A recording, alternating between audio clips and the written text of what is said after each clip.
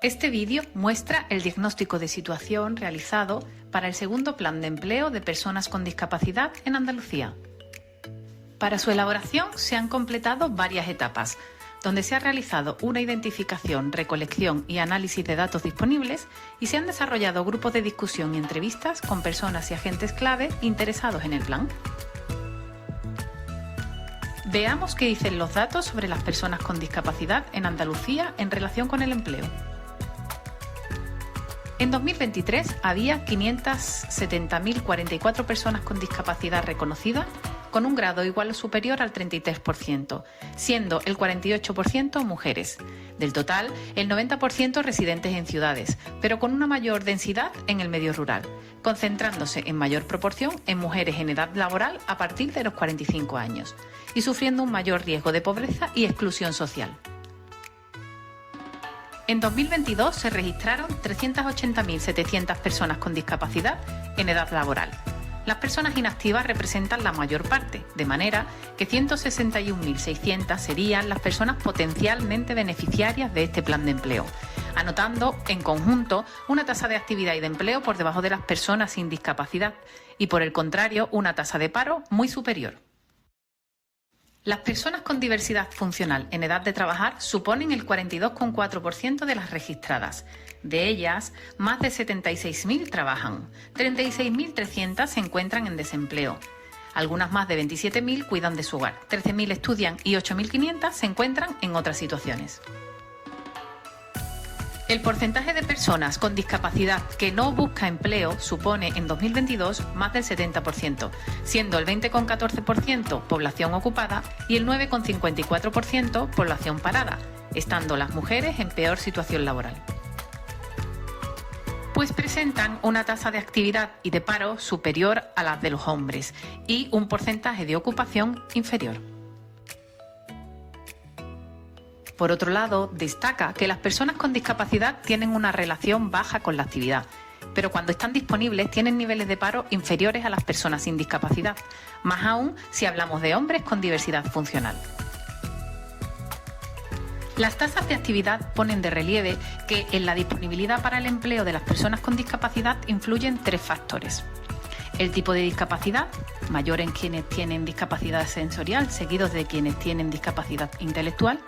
El grado de discapacidad, por encima del 65%, cae por debajo de la media, y el nivel de estudios con educación secundaria o superior crecen un 14,55%, aunque la población con discapacidad ocupada presenta un menor nivel formativo que la población sin discapacidad, especialmente entre los hombres. En cuanto a la cualificación y el nivel de estudios, las personas con discapacidad presentan mayores valores de analfabetismo. Sin embargo, los porcentajes en educación primaria son similares a los de las personas sin discapacidad, volviendo la tendencia desfavorable en los estudios secundarios o superiores, siendo esta tendencia algo más desfavorable entre las mujeres con discapacidad. Las personas con diversidad funcional presentan una tasa de temporalidad mayor que la población sin discapacidad y una mayor tasa de parcialidad en sus jornadas. No obstante, tienen mayor tasa de permanencia entre quienes llevan 3 años o más en el empleo, aunque reciben un salario 17,2% inferior, con una brecha salarial creciente entre hombres y mujeres con discapacidad, 10,3% menos de salario bruto anual para ellas. A continuación, se aborda la información trabajada respecto a las formas de ocupación de las personas con discapacidad. Nos encontramos con 4 grandes grupos que aglutinan las formas de ocupación de las personas con discapacidad: el empleo ordinario, el empleo público, el empleo protegido y el autoempleo.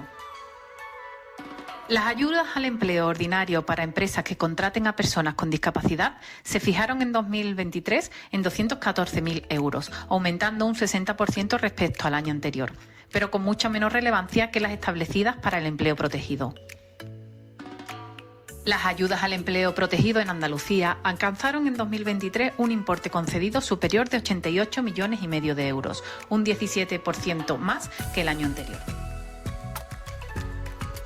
Por otra parte, el empleo público de las personas con discapacidad refleja su integración en este sector. El autoempleo solo alcanza un 8,82% entre las personas con diversidad funcional, siendo la situación profesional más desigual con respecto a las personas sin discapacidad. ¿Cuáles son los problemas, necesidades y retos destacados por los agentes clave? Los primeros problemas se centran en que persiste un estigma sobre la empleabilidad de las personas con discapacidad en el tejido empresarial y en la sociedad en general. Hay una falta de información sobre la discapacidad y sobre las capacidades de las personas con diversidad funcional. Siguen existiendo mitos y creencias no reales sobre las capacidades de las personas para ocupar diversos puestos de trabajo. Esto hace que se les relegue en ocasiones a solo determinados puestos, no siendo siempre los adecuados o deseables. Además, hay una falta de formación reglada, adaptada en perfiles y contenidos, y de recursos de apoyo y de formación para el empleo y el emprendimiento. La digitalización se presenta como una barrera en los procesos de búsqueda de empleo, generando dificultades añadidas por falta de medios tecnológicos, formación en su uso y falta de accesibilidad de las webs. Se hace un uso excesivo de las prácticas laborales para las personas con discapacidad, que no les suponen un aliciente, lo que conlleva una postergación de su autonomía personal. Además, hay un interés minoritario de las personas con discapacidad por el autoempleo y escasas políticas públicas adaptadas con esta orientación. Los últimos problemas se han centrado en la falta de flexibilidad de las ayudas públicas, el desconocimiento de las empresas y de las propias personas con diversidad funcional sobre las ayudas y apoyos disponibles y, finalmente, la existencia de una segregación ocupacional tanto vertical como horizontal. Las principales necesidades destacadas por los agentes clave se han centrado en que continúan siendo muy necesarias las actuaciones de sensibilización, formación e información al tejido empresarial y a la sociedad en general sobre las capacidades de las personas con diversidad funcional, disminuir las barreras de accesibilidad física, de comunicación y funcionales.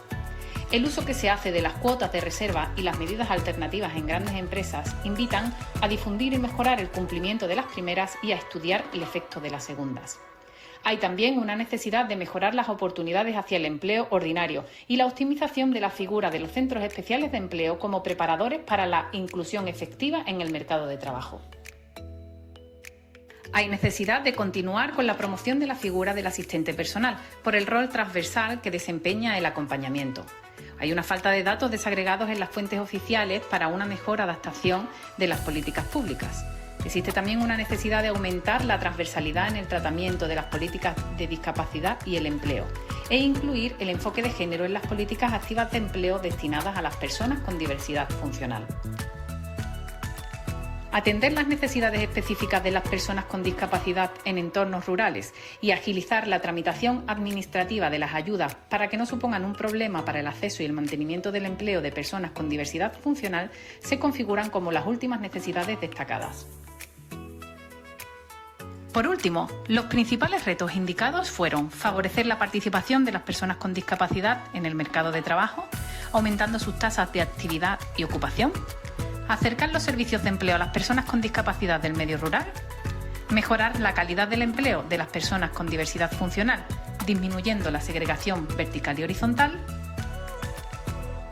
disminuir las desigualdades laborales entre hombres y mujeres con discapacidad y atender las situaciones de doble discriminación de las mujeres con discapacidad. Finalmente, y tras haber escuchado toda la información aquí mostrada, nos gustaría trasladar las siguientes preguntas. ¿Qué otros problemas o necesidades existen en relación a la discapacidad y el empleo en Andalucía? ¿Qué problemas, necesidades y retos crees que son los que debería abarcar el plan en los próximos 4 años? Muchas gracias por su atención.